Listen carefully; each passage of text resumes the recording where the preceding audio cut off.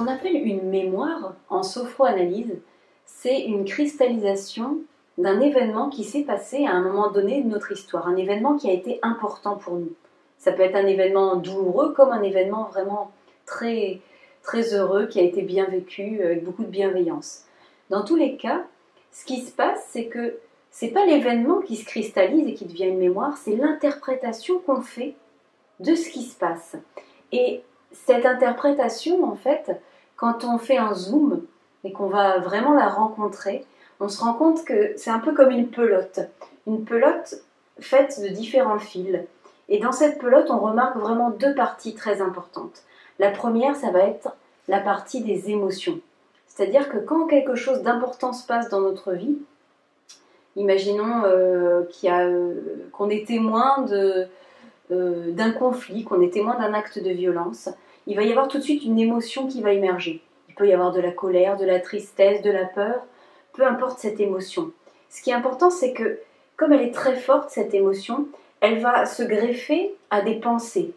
Et ces pensées ont vraiment un rôle important à jouer, parce que reliées à cette émotion, elles vont être comme énergétisées. On va parler du coup de croyances.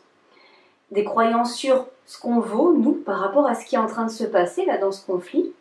Des croyances par rapport aussi au monde, à la vie en général. Et il y a aussi des croyances par rapport aux autres, par rapport aux gens qu'on rencontre autour de nous et aux gens qui ont participé là, qui prennent part à cet événement. Donc ces émotions vont vraiment se relier, s'accrocher en fait à ces croyances et on va commencer à avoir une pelote qui prend forme.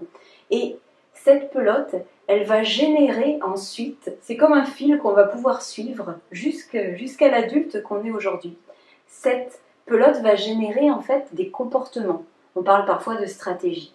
Et on va rencontrer des comportements, on va mettre en place plutôt des comportements en fait par rapport à ce qui s'est passé, par rapport à ce qu'on a interprété dans cet événement-là à ce moment précis.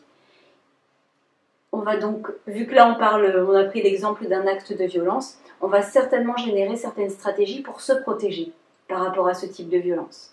Et puis, en fonction de la manière dont on a réagi et de ce qu'on a évalué de notre action, et bien peut-être qu'on va s'en vouloir et qu'on va mettre en place des comportements aussi pour se punir de ce qui s'est passé. Vous voyez ? Il y a plein de types de comportements différents qui vont être générés à ce moment-là et qu'on va devoir boucler dans notre vie et qu'on va rencontrer aujourd'hui dans notre vie d'adulte. Alors que peut-être que cet événement, ce conflit, il a eu lieu dans notre enfance, à l'école, peut-être qu'il a même eu lieu quand on était dans la vie intra-utérine et qu'on a été témoin à notre insu, en tout cas, de ce qui a pu se passer entre les parents ou à l'extérieur, de ce que la maman a pu observer. Voilà. Donc en gros, une mémoire en sophroanalyse, c'est ça, c'est ce qui reste, cette interprétation, cette substance, on va dire, qui va vraiment se cristalliser en profondeur à l'intérieur de nous et qui va nous façonner, qui va façonner notre façon de voir le monde, notre façon de nous voir nous et de voir les gens autour de nous. Et c'est toutes ces petites stratégies, ces comportements qui parfois nous mettent des bâtons dans les roues, nous pourrissent un peu la vie. Et c'est ça qu'on va aller explorer pour pouvoir comprendre ce qui est actif à l'intérieur de nous. Et alors c'est pas simplement aller faire du tourisme en fait dans son histoire, dans ses mémoires. Ce qu'on va chercher à faire, c'est mettre en lumière ce qui jusqu'à présent était plutôt inconscient, mais qui nous animait.